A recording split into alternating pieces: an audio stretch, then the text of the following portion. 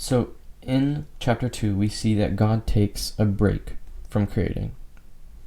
That's not to say that God had to take a break from creating, like he was actually tired, but rather that he chose to not work on the seventh day.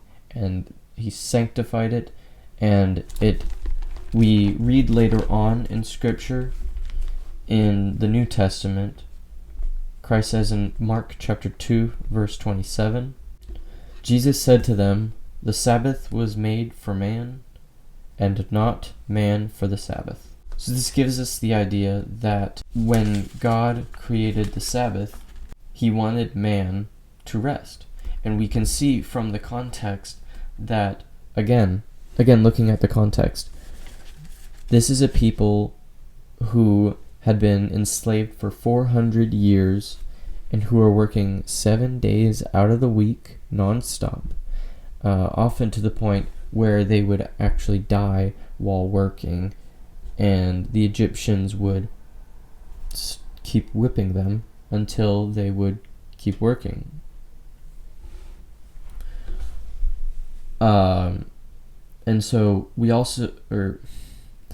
see that God very much desires us to take a break every now and again to rest from our work. We might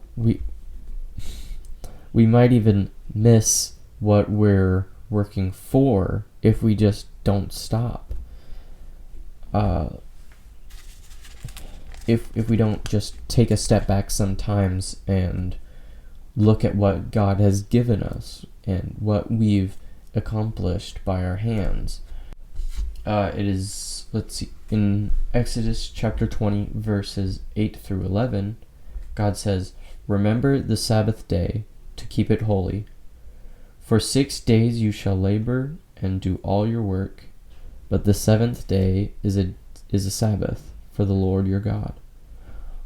On it you shall do not any work, or your son, or your daughter, or your male or female slave, or cattle, or resident who stays with you. For in 6 days the Lord made the heavens, and the earth, and the sea, and everything that is in them, and he rested on the seventh day. For that reason the Lord blessed the Sabbath day and made it holy."